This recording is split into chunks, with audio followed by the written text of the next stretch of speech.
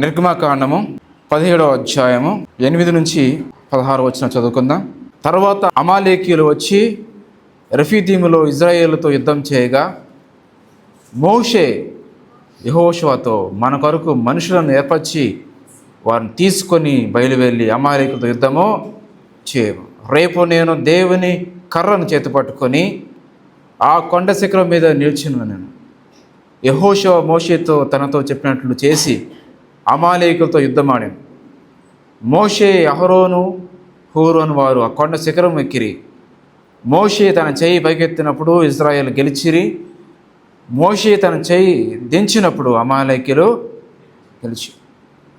మోషే చేతులు బరువెక్కగా వారు ఒక రాయి తీసుకుని వచ్చి అతడు దాని మీద కూర్చున్నటకై దాన్ని వేసిరి.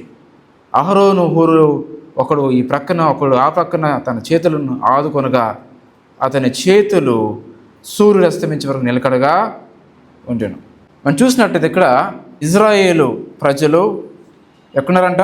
ఏ ప్రాంతంలో ఉన్నారు? రెఫీదీం అనే ప్రాంతంలో ఉన్నారు. ఆ స్థలం ఉన్నప్పుడు అక్కడ అమాలేకీయులు వచ్చి ఏం చేస్తున్నారు? యుద్ధం చేయడానికి అమాలేకీయులు సిద్ధమయ్యారు. వీళ్ళు రెఫీదీం అనే ప్రాంతంలో ఉన్నారు, ఇజ్రాయేల్ ప్రజలు. అక్కడ ఈ వార్త ఎవరు వినపడింది? శత్రువు అయిన అమాలేకీయులు వినపడింది.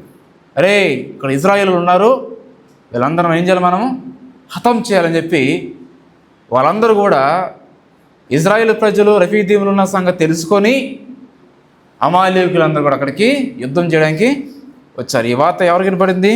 ఇజ్రాయేల్ ప్రజలు చూశారు. చూసిన తర్వాత ఆ యుద్ధానికి పాల్గొన్న వారు మోషే చెప్పాడు, యెహోషువా నువ్వు యుద్ధానికి వెళ్ళు, నేను అహరోను మిగతా కలిసి ప్రార్థన చేస్తాం అని చెప్పినప్పుడు ఆ కొండెక్కి యెహోషువా యుద్ధంకి వెళ్ళాడు. మోషే, అహరోను, ఇంకొక వ్యక్తి అందరు కలిసి ప్రార్థన చేస్తారు. మోషే కర్ర పైకెత్తితే ఇజ్రాయేల్ ప్రజలు గెలిచేవారు. మోషే కర్ర చేయి దించితే కిందకి అమాలేకీయులు గెలిచారు. అలా యుద్ధం హోరాహోరకు జరిగింది. తర్వాత యుద్ధాన్ని గెలిచారు. యుద్ధం గెలిచిన తర్వాత సాధారణంగా మనం ఏం మాట్లాడుకుంటాం? ఒక క్రికెట్ మ్యాచ్ గెలిచారండి, గెలిచిన తర్వాత ఏం మాట్లాడుకుంటాం? ఎవరు బాగా ఆడారు. న్యూస్ పేపర్లో పెద్ద ప్రింట్ వేస్తారు. ఎవరైతే ఆడారో అతని ప్రింట్ వేస్తారు, కానీ మూలకు వచ్చిన వాడికి ప్రింట్ వేయరు కదా. అంటే ఎవరైతే బాగా ఆడారో వాళ్ళ పేరు చెప్పుకుంటారు, అంతే కదా. అలానే యుద్ధం ఆడారు, బాగా గెలిచారు. గెలిచిన తర్వాత ఎవరి కాళ్ళు వెళ్ళిపోయారు. ఎవరి కాళ్ళు వెళ్ళిపోయిన తర్వాత అక్కడ అందరూ కూడా మరి మాట్లాడుకుంటూ ఉన్నారు, జ్ఞాపకం చేసుకుంటూ ఉన్నారు. ఆ కొండ శిఖరం మీద ప్రార్థన చేసిన మరి మోషేని జ్ఞాపకం చేసుకున్నారు. యుద్ధంలోకి వెళ్ళి యుద్ధం చేసిన యెహోషువ గురించి మాట్లాడుకుంటున్నారు. అట్లానే దేవుడి చేత వాడబడిన, అభిషేకించబడిన, ప్రతిష్ఠించబడిన అహరోను గురించి మాట్లాడుకున్నారు. కానీ అక్కడ ఇందాక బైబిల్ చదివినట్టు ఒక వ్యక్తి ఉన్నారు. అతని పేరేంటి? ఏం పేరు? హూరు. అతని గురించి మాత్రం ఎవరు కూడా మాట్లాడకూడదు. ఇప్పుడున్న మనలో చూస్తే యెహోషువ ఏమో యుద్ధం చేసేవాడు, ఫైటర్, సోల్జియర్, నాయకుడు. మోషేను ప్రార్థనాపరుడు. ప్రార్థన చేస్తే పైనుంచి దేవుడు అగ్ని తప్పించగలడు, మన్నాను కురిపించగలడు, ఏదైనా చేయగలడు. అహరోను ప్రతిష్ఠించబడ్డాడు, ప్రధాన యాజకుడు. వీళ్ళు ముగ్గురులో రకరకాల క్వాలిటీస్ ఉన్నాయి. కానీ హూరు మాత్రము దాని గురించి ఎక్కడ కూడా ప్రత్యేకంగా రాయబడలేదు. చూడండి, మనం కూడా ఏం చేస్తామంటే సాధారణంగా ఎవరైతే బాగా ఎక్కువగా పాపులర్ అవుతారో, ఎవరు బాగా అయితే హైలైట్ అవుతారో వాళ్ళు మనం పట్టించుకుంటాం, కానీ సామాన్యమైన వ్యక్తులను మనము పట్టించుకోం. మనం కూడా అంతే కదా. ఎవరైనా బాగా ఫేమస్గా ఉన్నారంటే వాళ్ళ వెనకాల పరిగెత్తుతాం. కొంచెం వాళ్ళు చాలా తక్కువ ఉన్నారనుకోండి, వాళ్ళని కొంచెం తీసి పక్కన పెట్టేస్తాం. వీళ్ళు సామాన్యులు, ఇది అంత ఇది కాదులని అని పట్టించుకోం. ఎవరైనా సరే, అదొక అధికారం అవ్వచ్చు, ఒక ఉద్యోగస్తులు అవ్వచ్చు. అట్లానే ఒక సేవకుడు కూడా వచ్చు, బాగా పేరుగాంచిన సేవకుడు అనుకోండి, ఫలానా సేవకుడు మాకు తెలుసు అని చెప్పి వెళ్ళిపోతారు. అదే ఎవరికి తెలియని ఒక సామాన్య సేవకుడు ఒక ఊరికి, ఒక విలేజ్కి, ఒక ప్రాంతానికి పరిమితమైన వాడి దగ్గరికి అతను ఎంత బాగా వాక్యం చెప్పినా సరే ఎవరు పట్టించుకోరు. ఎందుకంటే తను పాపులర్ కాదు కాబట్టి. సెలబ్రిటీస్ ఉంటారు చూసారా, జస్ట్ చిన్న పోస్ట్ పెడతారు అంతే. ఎందుకు పెడతారు? చిన్న పోస్ట్, అందులో పెద్ద అక్షరాలు ఒకసారి కనపడవు, చిన్న కనపడతాయి. దానికి ఇట్లా పోస్ట్ పెట్టంగానే కొన్ని సెకండ్లో, కొన్ని నిమిషాల్లో మిలియన్స్లో లైక్లు వస్తాయి, మిలియన్స్లో లైక్లు వస్తాయి. మీరు మొత్తం పెద్ద పెద్ద పేజీలు రాసి పెట్టండి, 10 మంది కూడా చూడరు. ఎంతమంది చూడరు? ఎందుకు? తేడా ఏంటి అక్కడ? వాళ్ళు పాపులర్గా ఉన్నారు, వీళ్ళు పాపులర్ కాదు కాబట్టి. అక్కడ మనుషులు అదే జరిగింది. అక్కడ ఉన్నవారు అందరూ కూడా అందరిని గుర్తిస్తున్నారు, అందరిని జ్ఞాపకం చేసుకుంటున్నారు. కానీ హూరు గురించి మాత్రము ఎవరు కూడా మాట్లాడుకోవడం లేదు. చాలామంది సేవకులు కూడా మోషే గురించి పెద్ద పెద్ద ప్రసంగాలు చేస్తారు, యెహోషువ గురించి బలమైన ప్రసంగాలు చేస్తారు, అహరోను గురించి కూడా ప్రసంగాలు చేస్తారు. కానీ హూరు గురించి ప్రసంగాలు విన్నామా? తక్కువ. ఎక్కడో యూట్యూబ్లో కొట్టండి, చూడండి, హూరు గురించి కొట్టండి, మీకు 10 కాదు కదా, కనీసం 1-2 కూడా కనపడవు. మహా అయితే ఎక్కడో 1-2 కనపడతాయి అంతే. చూసుకోండి యూట్యూబ్లోకి వెళ్ళి. వీటి గురించి ఎవరు కూడా మాట్లాడరు, ఎవరు కూడా ప్రస్తావించరు. కానీ మనుషులు, పేరు కలిగిన వ్యక్తులు మాత్రమే జ్ఞాపకం చేసుకుంటారు, కానీ దేవుడు మాత్రము అందరినీ జ్ఞాపకం చేసుకుంటాడు. మనుషులు పై రూపం చూసి జ్ఞాపకం చేసుకుంటారు, కానీ దేవుడు మాత్రము హృదయం చూసి జ్ఞాపకం చేసుకుంటాడు. దేవుడు కావాల్సింది సంఖ్య కాదు, దేవుడు కావాల్సింది యథార్థత. కాబట్టి వాక్యం ఉన్న ప్రియ సహోదర సహోదరి, ఈరోజు మనము హూరు గురించి తెలుసుకుంటున్నాం. ఎందుకు హూరు గురించి ప్రస్తావించబడిందంటే ఆ 17వ అధ్యాయము 12 చూద్దాం. తన గురించి ఒక ప్రత్యేకమైన కొన్ని విషయాలు మనం తెలుసుకోబోతున్నాం ఈరోజు. మొట్టమొదటిగా హూరులో ఉన్న మొట్టమొదటి క్వాలిటీ ఏంటంటే తాను చేయగలిగిన పనిని తాను చేశాడు. చూడండి 17వ అధ్యాయము 12 మోషే చేతులు బరువెక్కగా వారు ఒక రాయిని తీసుకుని వచ్చి దాన్ని వేసి, అహరోను హూరులో ఒకడు ఈ ప్రక్కను, ఒకడు ఆ ప్రక్కను, అతని చేతులు సూర్యుడు అస్తమించే వరకు నిలకడగా ఉండెను. చాలండి. ఇక్కడ మన హూరుకి మరి యెహోషువ లాగా యుద్ధం చేసే యుద్ధం రాదు. తను ఎక్కడ ట్రైనింగ్ తీసుకోలేదు, తనకి యుద్ధం చేయడం రాదు. అట్లానే మోషేలాగా చేతులు పైకెత్తి ప్రార్థన చేయడం కూడా ఈ హూరుకి రాదు. అహరోన్ లాగా మరి యాజకత్వం చేయడం కూడా రాదు. తనకు వచ్చిన పని ఒకటే, ఏనయ్యా ఆ పని అంటే తాను చేయగలిగిన పని తాను చేయగలడు, తాను చేయగలిగిన పని తాను చేయడు. మోషేలాగా పెద్ద పెద్దగా ప్రార్థన చేయడం తనకు రాదు, యెహోషువలాగా వెళ్ళి శత్రువుతో యుద్ధం చేయడం తనకు రాదు, అహరోన్లాగా యాజకత్వం చేయడం తనకు రాదు. కానీ ఈ హూరుకున్న క్వాలిటీ ఏంటంటే తనకి ఏదైనా పని చెప్తే ఆ పని తప్పకుండా చేస్తాడు, చేయగలిగిన పని తనకు తప్పకుండా చేస్తాడు. మోషే చెప్పాడు, రండి మన ప్రజలు యుద్ధంలో ఉన్నారు కాబట్టి మనం గెలవాలంటే మనం ప్రార్థన చేయాలని చెప్పి మోషే కబురిచ్చాడు. అహరోను వచ్చాడు, హూరు వచ్చాడు. కొంతవరకు బాగానే సాగుతుంది, ఓడిపోతున్న ఎలాగో సమయం మొత్తం పోటీ జరుగుతున్నప్పుడు లోపలని చెప్పి కర్ర పట్టుకొని పైకి ఎత్తాడు. అప్పుడు ఇజ్రాయేల్ ప్రజలు గెలుస్తున్నారు. తర్వాత భుజాలు మొత్తం నొప్పులు వచ్చేసినాయి, దించాడు కిందకి. అమాలేయులు గెలిచేలా ఉన్నారు.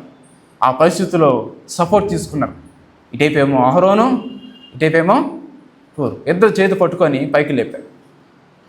చూడండి, తనకు ఒక పని చెప్పినప్పుడు ఆ పనిని తను సహకరించడం. తనకు వచ్చింది ఒకటే, తనకు ప్రార్థన చేయడం రాదు, యుద్ధం చేయడం రాదు. తనకు వచ్చింది ఒకటేనంటే చేసే పనిని సహకరించడం మాత్రమే దానికి. అదొక్క క్వాలిటీ తనలో ఉంది. ఒక పని చెప్పినప్పుడు ఆ పనిని సహకరించాడు అంతే. అహరోను పిలిచినట్టున్నాడు, ఏ రా రా హూరు రా, చేపెట్టుకుందా అన్నప్పుడు వచ్చేసాడు.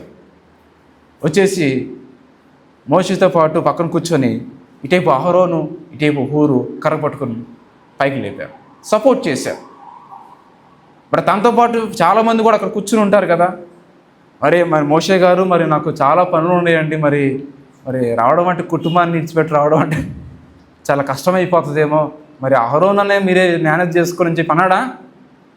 ఒక వ్యక్తిని పంపించండి, మరి మా బామర్ది ఉన్నాడు, తను పిలవమంటారా, నేను అయిపోతాను ఒకసారికి అన్నాడా?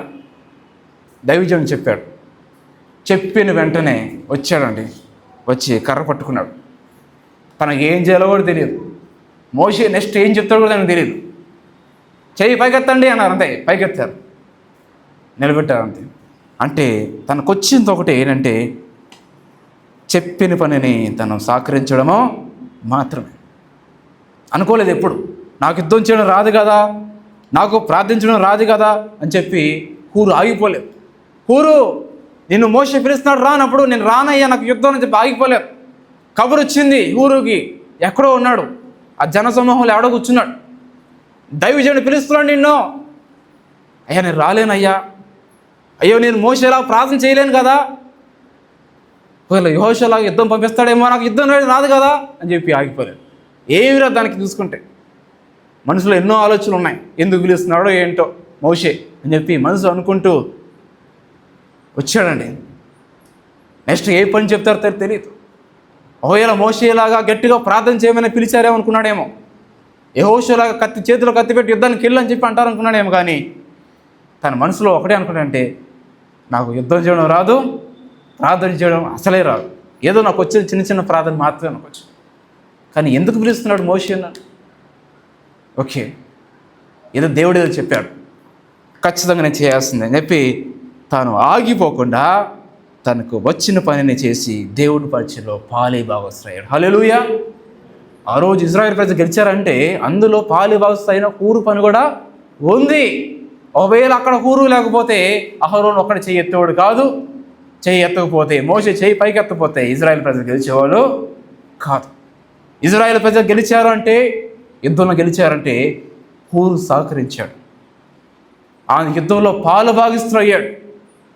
కత్తులతో చేయలేదు, ప్రార్థన చేయలేదు, కానీ సహకరించాడు. ప్రార్థన చేసేవారికే సహకరించాడు, యుద్ధం చేసేవారికే సహకరించాడు.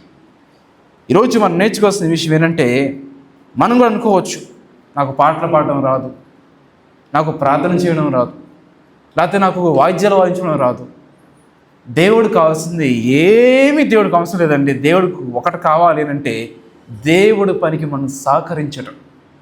ఒకవేళ మనకు రాకపోయినా వచ్చేవారికి మనము సహకరించడం, హెల్ప్ చేయడం, సపోర్ట్ చేయడం, అదే దేవుడు కోరుకునేది. అదే హూరులో ఉంది. చూడండి ఒకసారి రోమీయులకు రాసిన పత్రిక 12వ అధ్యాయము 6వ వచనం. 12వ అధ్యాయము 6వ వచనం.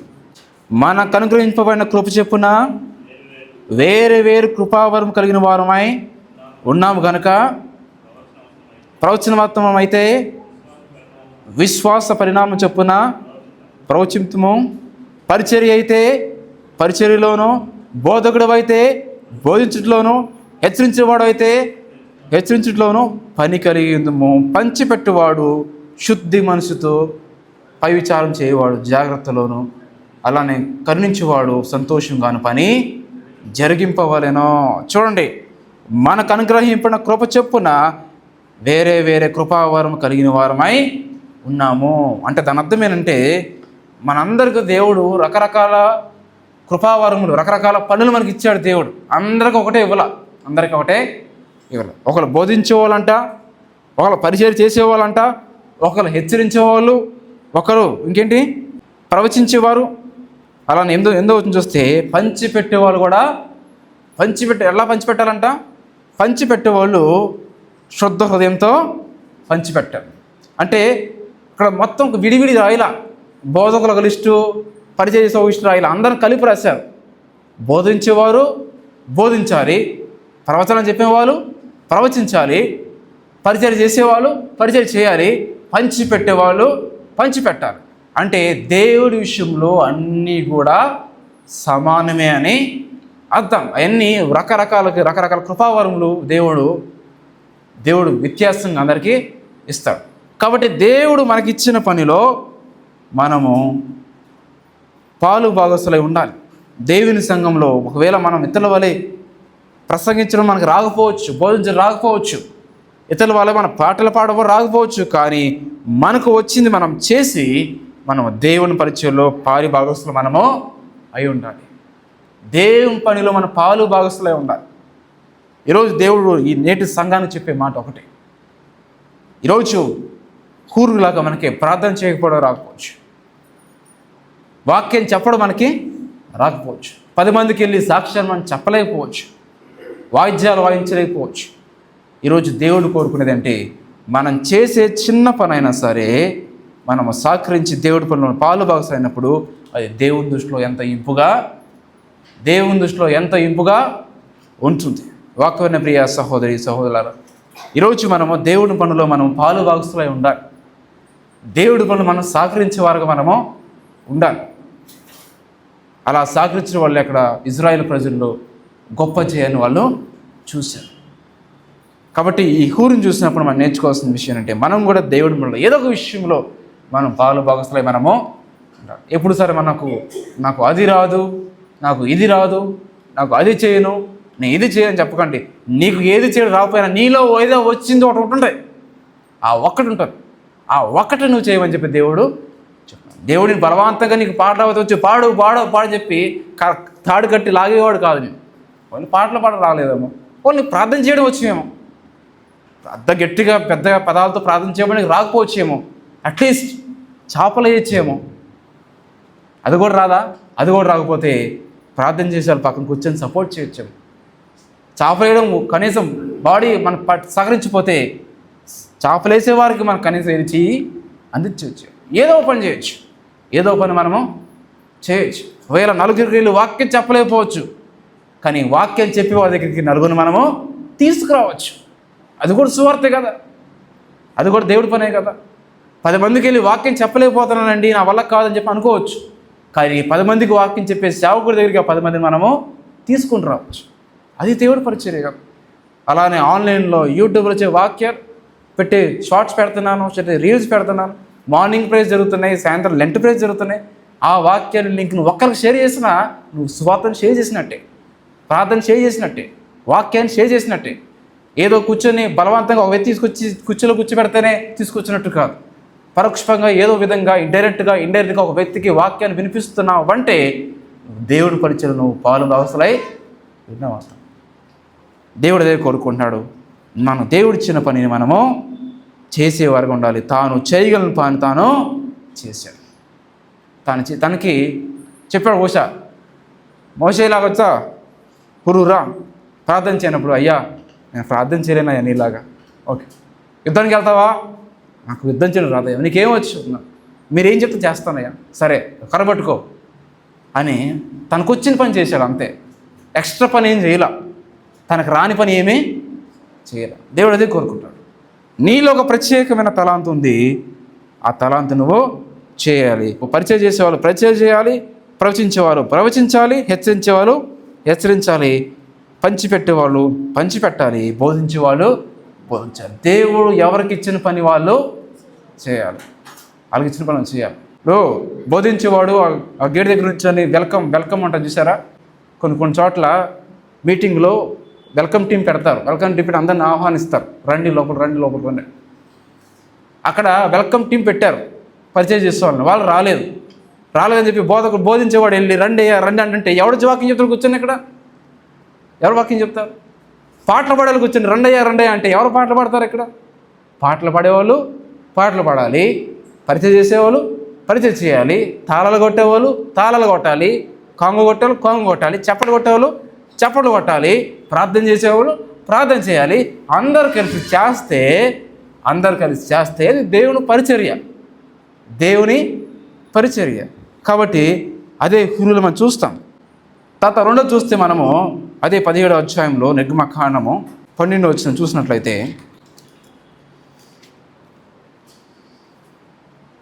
అక్కడ చేతులు బొరవిక్కాయి మోషేకి. ఒక రాయి తీసుకొని వచ్చి దాని మీద కూర్చుంటాకే దాన్ని వేశారు. కూర్చున్నాడు అక్కడ. అహరోను హూరు ఈ పక్క ఆ పక్క నుంచున్నారు. ఆ కర్ర పట్టుకొని పైకి లేపారు. అక్కడ కూరు చేసింది ఏంటిది? చిన్న పని. ఏంటిది? చిన్న పని. కర్ర పైకి ఎత్తడం పెద్ద పని అది? చెప్పండి. ఇక యోషతో యుద్ధం చేసినట్టు అంత పెద్ద పని అది? జస్ట్ కర్ర పైకి ఎత్తడం అంటే ఇట్లా పట్టుకుంటే పైకి లేపాడు అంతే. ఒక చేయి పట్టుకున్నాడు. హూరులో ఉన్న రెండో క్వాలిటీ ఏంటి? హూరు చేసిన పని చిన్నదైనా సరే చాలా విలువగలదు. తను చేసిన చిన్న పని, చాలా చిన్న పని చేశాడు హూరు. మోషేకు సహకరించిపోతే మోషే చేతులు సాయంత్రం వరకు ఎత్తబడి ఉండేవి కావు. తను మనిషే కదా, ఎంతసేపు అని ఎత్తుతాడు? పైకి ఎట్లా పైకి చేతులు మొత్తం కూడా వాసిపోయి ఉంటాయి. ఇప్పుడు మీరు ఒకసారి పైకి ఎత్తండి, చేయ ఒకసారి 2 నిమిషాలు ఎత్తండి, మనం చేయొత్తండి పైకి.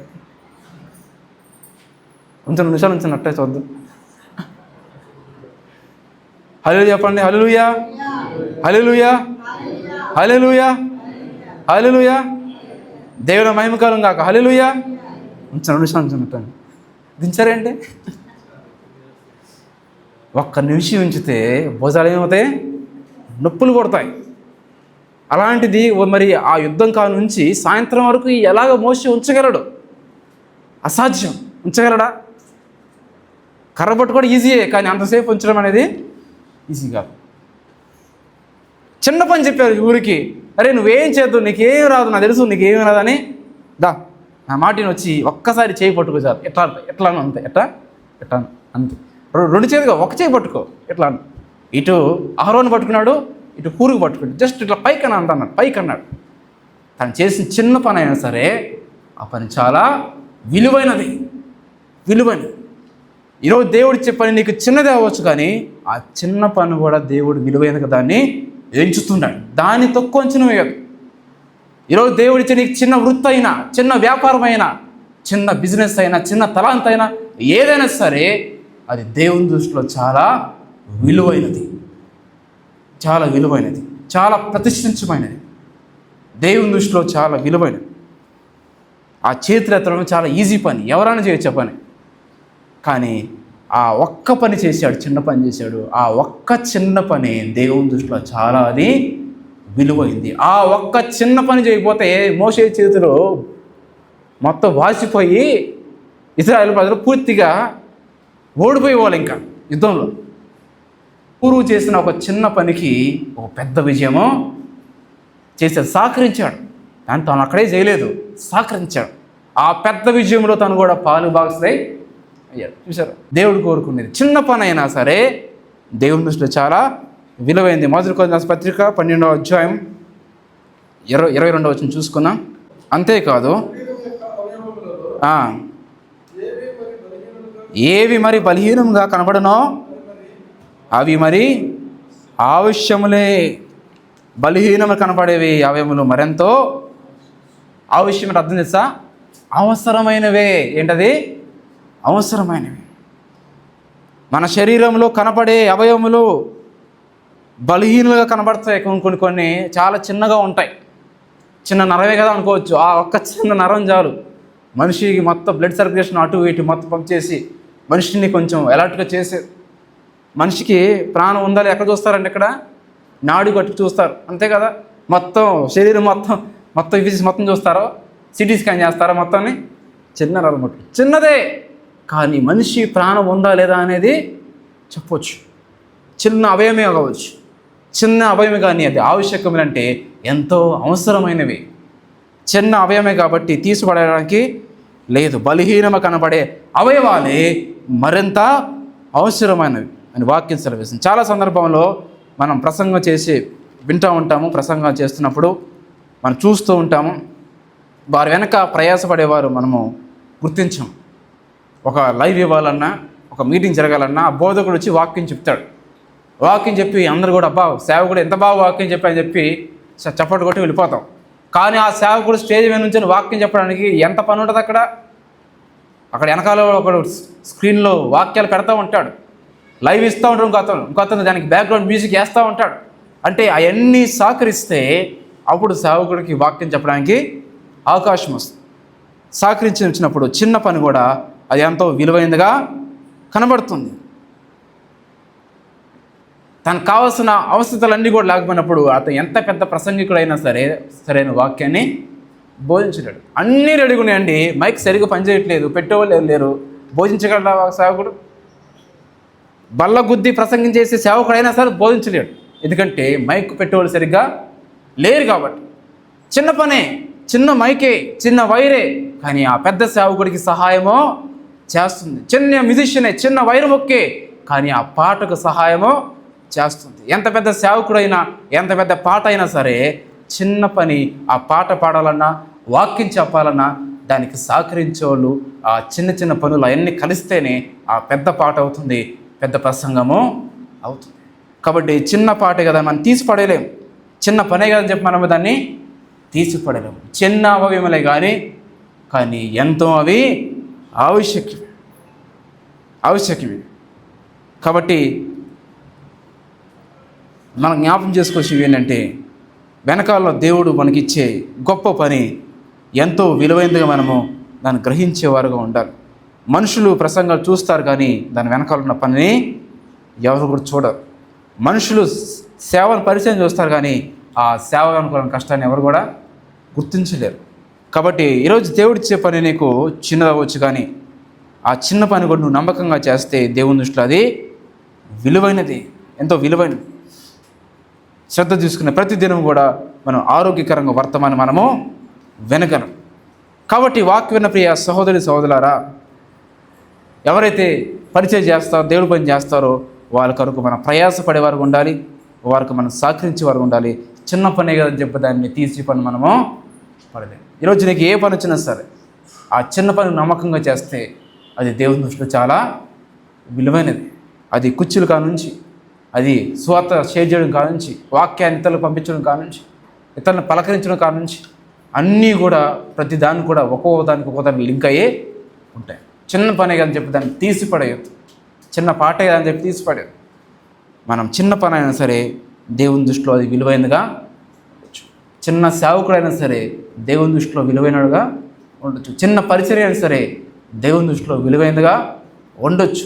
చిన్న ప్రసంగమైనా సరే అది దేవుని దృష్టిలో విలువైనదిగా ఉండొచ్చు. కాబట్టి చిన్నదిగా అని చెప్పి ఎప్పుడు దాన్ని మనం తీసేయకూడదు, ఎందుకంటే ఆ చిన్న పని ఎంతో అవసరము. వాక్యం సెలవిస్తుంది, చిన్న అవయములే కానీ ఎంతో ఆవశ్యకములే, ఎంతో అవసరమే. కాబట్టి అక్కడ ఊరు చేసిన చిన్న పనే, కానీ చిన్న పని సరే నమ్మకంగా చేశాడు, గొప్ప చేయాలని చూశారు. ఈరోజు దేవుడిచ్చే నీకు చిన్న పని, చిన్న ఉద్యోగం, చిన్న ఏదైనా సరే, చిన్న శాలరీ అవ్వచ్చు, చిన్న శాలరీగా చెప్పి దాన్ని తీసిపడేయద్దు. చిన్న జాబ్ ఏదని చెప్పి దాన్ని తీసిపడేది. చిన్న శాలరీలో కూడా దేవుడు ఆశీర్వాదాన్ని దాచిపెట్టగలడు. చిన్న ఉద్యోగంలో కూడా దేవుడు ఆశీర్వాదాన్ని దాచిపెట్టగలడు. చిన్న బిజినెస్ అయినా సరే దానిలో ఆశీర్వాదాన్ని దేవుడు దాచిపెట్టగలడు. కాబట్టి చిన్నది అనుకున్న మనకు కానీ దేవుని దృష్టిలో అది పెద్దగా కనపడి ఉండొచ్చు. కాబట్టి మనం కూడా చిన్న పని అయినా సరే నాకు చిన్నదే వచ్చండి అనుకోవద్దు, ఆ చిన్నది వచ్చి చేయండి. వాడనే దేవుడి పరిచయంలోకి వచ్చి దేవుడు దాన్ని గొప్పగా వాడుకుంటాడు. చివర ముగిచేసుకుందాం. అదే 17వ అధ్యాయం 12వ చూద్దాం. నచ్చేయండి. నిర్గమకాండము 3 చూస్తే తనలోని కాడి అంటే హూరు చేసిన పనిని మనుషులు గుర్తించలేదు, కానీ దేవుడు గుర్తించాడు. చూస్తే అక్కడ యుద్ధం అయిపోయింది, గెలిచేసిన తర్వాత ఎవరి కాళ్ళు గుడారంలోకి వెళ్ళిపోయారు. మోషే వెళ్ళిపోయాడు, యెహోషువ వెళ్ళిపోయాడు, అహరోను వెళ్ళిపోయాడు, అందరూ వెళ్ళిపోయిన తర్వాత అందరూ కూడా ప్రజలందరూ కూడా బయటకు వచ్చి అందరూ కూడా అభినందించడం మొదలుపెట్టారు. మోషే దైవజెండా ఎంత గొప్ప ప్రార్థన చేసావయ్యా, నీ వల్ల యుద్ధమో గెలిచని చెప్పి అందరూ కూడా దండాలు పెడుతున్నారు, నమస్కారం చేస్తున్నారు. తర్వాత యెహోషువ వచ్చాడు. యెహోషువ నువ్వు కత్తి పట్టుకుని ఇట్లా అంటుంటే మేము ఎంతో సంతోషంగా ఉన్నాము, నీ వల్ల మేము గెలిచామని చెప్పి అందరూ కూడా యెహోషువకు అభినందనలో తెలుపుతున్నారు. తర్వాత అహరోను వచ్చాడు. అహరోను ప్రధాన యాజకుడి తరం యాజకుడు సాధారణంగా యాజకుడు కాబట్టి తన గౌరవం కోరించాడు. బహుశా పూరిని ఎవరు కూడా పట్టించుకోకుండా పక్కకి వెళ్ళిపోయి ఉండొచ్చు, కానీ మనుషులు గుర్తించిపోయినా దేవుడు దాన్ని గుర్తించాడు. మోషే బాగా ప్రార్థన చేశాడని, యెహోషువ బాగా యుద్ధం చేశాడని అందరూ కూడా గుర్తించారు, కానీ హూరు గురించి మాత్రం ఎవరు కూడా గుర్తించారు. ఎందుకంటే ప్రత్యేకంగా హూరు గురించి అక్కడ కూడా మనకి ఎక్కడ రాయలేదు. మనుషులందరూ కూడా అభినందించాను, మనుషులందరూ చూసి సంతోషపడాను, హూరుని గంతేసిన ఉందా ఎక్కడ కూడా రాయబడలేదు. అంటే హూరు గురించి ఎవరు కూడా పట్టించుకోలేదు. తను మౌనంగా గుడారంలోకి వెళ్ళిపోయి ఉంటాడు. బహుశా దేవుడు హూరుని యొక్క పనిని చూశాడు. మనుషులు జ్ఞాపకం చేసుకోపోయిన దేవుడు అతన్ని జ్ఞాపకం చేసుకున్నాడు. అందుచేత మనం చూసినట్టయితే ఒకసారి హెబ్రీ రాసిన పత్రిక 6వ అధ్యాయం 10వ వచనం చూద్దాం ఒకసారి ఈ వాక్యాన్ని. నీవు చేసిన కార్యములో మీరు పరిశుద్ధులకు ఉపచారం చేసి ఇంకను ఉపచారం చేయించిన చేత తన నామను బట్టి చూపిన ప్రేమను మరుచుటకు దేవుడు అన్యాయస్తుడు కాడు. దేవుడు అన్యాయస్తుడు కాదు. దేవుడు బిడ్డలకు, దేవుడు సేవకులకు, పరిశుద్ధులకు, విశ్వాసులకు, దేవుడు పరిచయ పాలుబాసిన వారికి పరిశుద్ధులకు ఉపచారం చేసి ఇంకను ఉపచారం చేయించిన చేత తన నామను బట్టి చూపిన ప్రేమను బట్టి మరుచుటకు దేవుడు అన్యాయస్తుడు. అనుకోవచ్చు, నేను దేవుడి పరిచయం చేస్తున్నాను, దేవుడి పని చేస్తాను, నేను ఎవరు గుర్తించిపోవచ్చు, ఎవరిని చూడకపోవచ్చు అని బహుశా ఆ స్టేజ్ వెనకాల పనిచేసే వాళ్ళ కుర్రోళ్ళ గురించి మనసులో ఉంటుంది. ఎవరు కూడా నన్ను గుర్తించలేము అంటాడు. వాక్యం అయ్యేదాకా వెనకాల ఉన్నాడు సేవకుడు చెప్తాడు. వాడు వెనకాల కూర్చొని కట్టెనకాల కూర్చొని అది ఎక్కడ ఎగిరిపోతుందని చెప్పి పట్టుకొని కూర్చుంటారు. ఎవరో తెలియదు వెనకాల ఎవరున్నారు, ఏ మనుషులు కూడా ఎవరికి కూడా తెలియదు. వెనకాల కూర్చొని మనం కూడా స్టేజ్ ఎక్కితే ఎంత బాగుంటుందో అని మనసులో అనుకుంటా. ఎన్నో లైట్లు ఉంటాయి, ఎంతోమంది వీడియోలు చేస్తూ ఉంటారు. ఒక్కసారి సేవకు పక్కన నుంచి ఎంత బాగుంటుందో అని చెప్పి మనసులో తలస్తారు. వెనకాల ఎక్కడో ఆ స్టేజ్ వెనకాల నుంచి అని కూర్చుంటారు. దేవుడు చెప్తున్నాడు, నువ్వు చేసిన పరిచర్య, నువ్వు చూపించిన ప్రేమ, దేవుడి బిడ్డలకు పరిశుద్ధులకు చూపించిన ప్రేమ ఏది కూడా అది ఏంట చేసిన ఉపచారము ఇంకను ఉపచారం చేయుచున్న చేత తన నామను బట్టి చూపిన ప్రేమను మరచుటకు దేవుడు అన్యాయస్తుడు కాదు. దేవుడు అన్యాయస్తుడు కాదు. నువ్వు ఏం చేసినా సరే దేవుడు ఆ పనిని ఖచ్చితంగా దేవుడు దాన్ని గుర్తిస్తాడు. మనుషులు గుర్తించిపోయినా బహుశా ఆ సేవకుడు గుర్తించిపోవచ్చు. వాక్యం అయిపోయిన తర్వాత ఎవరి కాలు సర్దేసుకుని వెళ్ళిపోతారు. అరే ఎంత బాగా పనిచేశారని చెప్పి కనీసం క్లాప్స్ కొట్టారు, వాడికి షర్ట్ కూడా కొనేవాడు. కానీ మనుషులు గుర్తించిపోయినా దేవుడు దాన్ని గుర్తు తెచ్చుకుంటాడు. ఎందుకంటే ఆయన మర్చిపోయేవాడు కాదు, అన్యాయస్తుడు కాదని వాక్యం స్థాపిస్తుంది. కూరు కూడా అట్లానే మౌనంగా గొడారంలోకి వెళ్ళిపోయాడు. 2 చేతులు జోలు పెట్టుకుని వెళ్ళిపోయి ఉంటాడు. బాబు సరేలే ఏదో చేయమన్నారు కదా, చేసాం అయిపోయింది అని అనుకుంటూ మౌనంగా లోపలికి వెళ్ళిపోయాడు. బయట ఏమో అందరూ కూడా మోషే గురించి ఓ మోషే గారు అని చెప్పి ఓ యోష్ అని చెప్పి బయట అందరూ కూడా కేకలు పడుతున్నాయి. పూరు మాత్రం సైలెంట్గా గొడవలోకి వచ్చేసి సైలెంట్గా ఉన్నాడు. ఎవరు గుర్తుంచిపోవచ్చు, కానీ తను చేసిన పని దేవుడు జ్ఞాపకం చేసుకున్నాడు. చాలా సంవత్సరాల తర్వాత ప్రత్యక్ష గుడార యొక్క నిర్మాణంలో హూరు మనవడైన బెసలైన దేవుడు ఎన్నుకున్నాడు. దేవుడు మందసాన్ని ఆ గుడారంలో చేయడానికి నిర్మించడానికి దేవుడు ఎవరిని కూడా ఎన్నుకోలేదు. అహరోను పిల్లల్ని ఎన్నుకోలేదు, హూరు మనవాడిని ఎన్నుకున్నాడు. దేవుడు చెప్పిన దాని జ్ఞాపకము చేసుకునేవాడు. నిర్గమకాండం 31వ అధ్యాయము చూద్దాం ఒకసారి. మనుషులు మర్చిపోవచ్చు కానీ దేవుడు మర్చిపోడండి. మనం చేసే పని దానికి ఇప్పుడు ప్రతిఫలం రాకపోవచ్చు కానీ ఒకరోజు ఖచ్చితంగా ప్రతిఫలము వస్తుంది. నిర్గమకాండం 31వ అధ్యాయము. ప్రత్యక్ష గృహంలో ఒక నిర్మాణంలో చేయాలంటే అంత ప్రత్యక్షుడు ఎవరైనా లోపలికి వెళ్ళగలరా? ఎవరైనా దాన్ని ముట్టుకోగలరా? అందులో ప్రత్యక్ష గుడారంలో దేవుడి మందసాన్ని కానీ ఆ యొక్క యాజకు సంబంధించింది కానీ కట్టాలంటే నిర్మించాలంటే ఎవరి పని కూడా కాదు. అందులో అడుగు పెడితే సామాన్యుడు అక్కడికే చనిపోతాడు. దేవుడు పర్మిషన్ లేకుండా ఎవరు లోపలికి ఎంటర్ అవ్వకూడదు. అలాంటి పరిశుద్ధమైన స్థలంలో ఉన్న ఒక ప్రత్యక్ష గుడారంలో ఉన్న ఆ బలిపీఠం కానీ ఆ వస్తువులు కానీ తయారు చేయడానికి హూరు మనవని దేవుడు ఎన్నుకున్నాడు. నా బెసలేలు తన పేరు గల వానిని పిలిచిన హూరు మనవుడైన ఊరు కుమారుడైన బెసలేలు. హూరు కుమారుడు ఎవరు? ఊరు కుమారుడు బెసలేలు. తన చేత దేవుడు గొప్పగా వాడుకున్నాడు.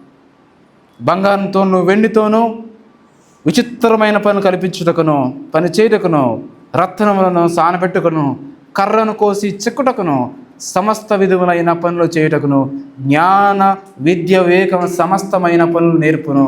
వాని కలిగినట్లు వానిని దేవుని ఆత్మ పూనిగా చేసి ఉన్నాడు. అంటే దేవుడు ఆత్మతో నింపబడి ఉన్నాడు, చాలా జ్ఞానంతో నింపబడి ఉన్నాడు. దేవుని అభిషేకించాడు. ఎవరండి? అహరోనుకు మనవడా? మోషే మనవడా? ఎవరు మనవడు? హూరు మనవడు. ఆ రోజు హూరు చేసిన చిన్న పనికి దేవుడు హూరుని జ్ఞాపకం చేసుకున్నాడు. దేవుడు పరిచర్యకు, పరిశుద్ధులకు ప్రేమ చూపించడానికై, ఉపచారం చేయడానికై ఆయన మర్చిపోయేవాడు కాదు. ఆయన మర్చిపోయే అన్యాయస్తుడు కాదు. అదే దేవుడు చేసింది. అదే చేసింది. కొన్ని సంవత్సరాల తర్వాత హూరు మనవడిని దేవుడు ఎన్నుకున్నాడు ఆ ప్రత్యక్ష గుడారంలో పనిచేయడానికి. ఎంత గొప్ప భాగ్యం అన్నది. ఒక్కసారి ప్రత్యక్ష గుడారంలో వచ్చాడంటే, ఆ యాజకుడు ఎప్పుడో సంవత్సరం ఒకసారి వచ్చేవాడు. అలాంటి ప్రత్యక్ష గుడారంలో ఉండాలంటే, పనిచేయాలంటే దేవుడు అనుమతి లేకుండా ఎవరు కూడా రాలేదు. అలాంటి ధన్యత ఒక హూరు మనకు మాత్రమే దేవుడు ఇచ్చాడు. అది దేవుడిచ్చే గౌరవం, అదే దేవుడిచ్చే ఆశీర్వాదం, అదే దేవుడిచ్చే గొప్ప ధన్యత. మనం అనుకోవచ్చు, ఇప్పుడు చేసే చిన్న పని సరే, ఆ దేవుడు ఏం లెక్క పెట్టుకుంటాడులే, ఆ చిన్న చాపే కదా, చిన్న పాటే కదా, చిన్న వాక్యం కదా, చిన్న పరిచయం కదా, నలుగురికి వాక్యం చెప్పడం అనుకోవద్దు. ఇప్పుడు అది రాకపోవచ్చు, కానీ ఒకరోజు నువ్వు విత్తే విత్తనము ఆ ఫలాన్ని ఖచ్చితంగా నువ్వు దాన్ని కోసుకుంటావు. దేవుడు మర్చిపోయేవాడు కాదు.